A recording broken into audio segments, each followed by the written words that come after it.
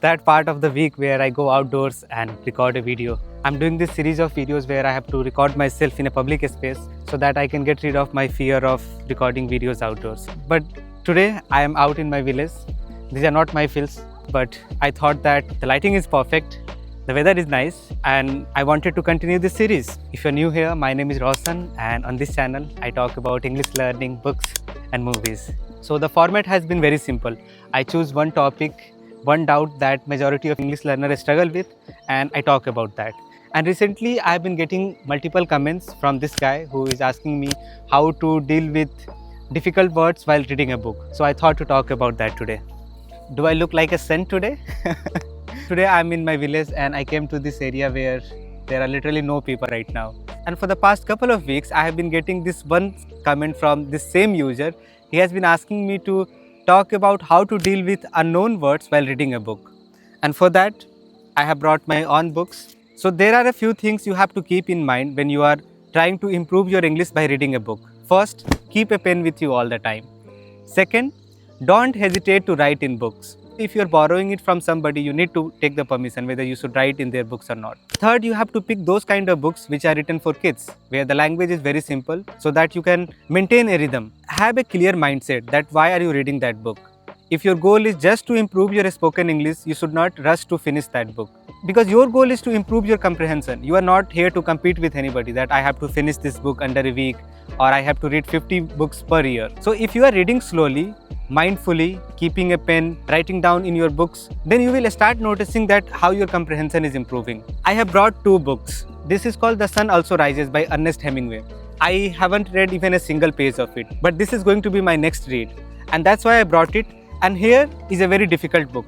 Language wise, it is a very difficult book. Let me show you guys how I actually write down in my books. So the thing I'm telling you right now is what I used to do as a beginner. When I had just started reading books so that I could improve my spoken English, I made two symbols for myself. Underlining words with a straight line if I didn't know the meaning, making a circle if I didn't know how to pronounce that word. Let's say in a page I encountered 5 words. So instead of looking for a dictionary every time, I waited to complete the chapter.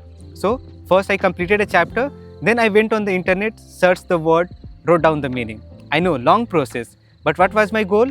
My goal was to improve English. So I'm going to read The Sun Also Rises by Ernest Hemingway. His prose is very simple to understand and he uses very small sentences. So let me show you one example how I deal with difficult words. Robert Cohn was once middleweight boxing champion of Princeton. Do not think that I am very much impressed by that as a boxing title, but it meant a lot to Cohn. He cared nothing for boxing. In fact, he disliked it. But he learned painfully and thoroughly to counteract the feeling of inferiority and shyness he had felt on being treated as Jew at Princeton. Now, I wasn't able to read this very easily. So what will I do? I'll make a circle here. I know the meaning, but I'm not able to pronounce it correctly. So for me, a circle means not being able to pronounce correctly. There was a certain inner comfort in knowing he could knock down anybody who was snooty to him. Now, I don't know the meaning of snooty to him, so I'm going to underline it. Being very shy and truly nice boy, he never fought except in the gym. Now look at this. Even though I don't know the exact meaning here, I can guess the meaning because of the context. There was a certain inner comfort in knowing he could knock down anybody who was snooty to him. Although being very shy and a truly nice boy, he never fought except in the gym. He is not fighting anybody except him. Snooty means maybe somebody who is not treating him correctly, maybe making fun of him. Of course, it is a negative word here, so I can at least guess the meaning. So I don't have to look for this word right away. I can wait. So this is the process I used as a beginner. Here are some more examples. The Prophet by Khalil Gibran, and this is a very difficult book. It is written in a poetic language. So I have multiple words, multiple lines that I don't know the meaning at all. I know how beautiful my handwriting is, so only I can understand it. But example is here, enfold. So the meaning of enfold is embrace love. Tenderest. So as a beginner, I didn't know the meaning of tenderest, so I have written here soft.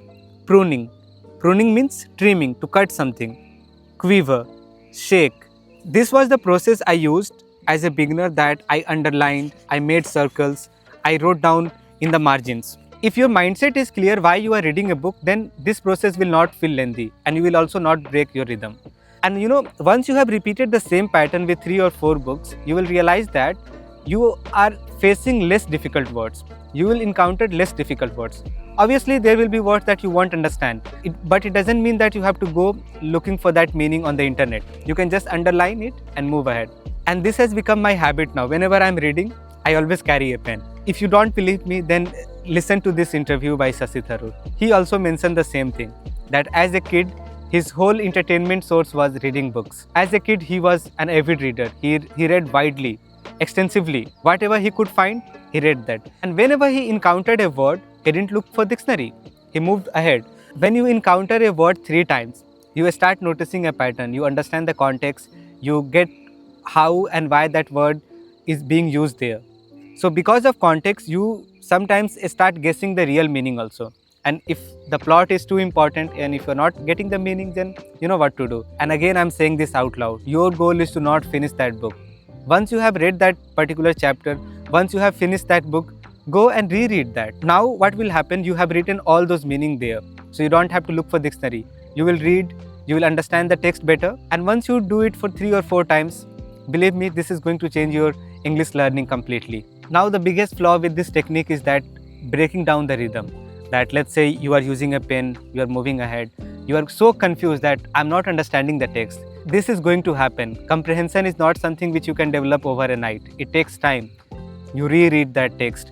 And there is nothing wrong rereading. It's not that you are not understanding it. Your goal is to learn. To learn anything, you need repetition. You know, when I had started, I also got frustrated that I was facing at least 5 to 6 words every page. But because I was determined that even if I'm not understanding the text completely, I should not break the rhythm. So I kept on reading. I used to do it manually. I searched that word, wrote down. Searched, wrote down. Because of ChatGPT and all these AI tools, it has become very easy. Now what you can do, let's say you have finished a chapter. You give it a context that I am reading this book called Harry Potter and I have encountered these 5 difficult words. I don't know the meaning. You can just mention that this is from chapter number 1, book 1, wrote down those 5 words. And that GPT can provide you meaning, context and simple sentences. And all you have to do is write down a synonym or a simple meaning that you understand yourself. You get my point. You can take help of AI also. Don't go on AI and ask that summarize Harry Potter book for me. It's not going to teach you that. These are the 4 points that I talked about in this video. Don't break your rhythm, just underline and move ahead. Reread the text, write down in the margin. And fourth, get used to the idea of marginal understanding. That even if you're not understanding the whole text, you should not get demotivated and stop reading. To improve your comprehension, it takes time. And for the guy who has been requesting me to make this video, I hope this was helpful. And if you also have any other doubt that you want me to make a video on that, leave those doubts in the comment section. And let me know your methods, how you try to improve your vocabulary and what are the things that you do when you are reading a book. And if you need any additional help, you can reach out to me on my number. I provide online classes. Just drop me a message here, I'll share the details. So thank you so much for watching. Please share this video with somebody who is trying to improve their spoken English and I'll see you very soon. Bye.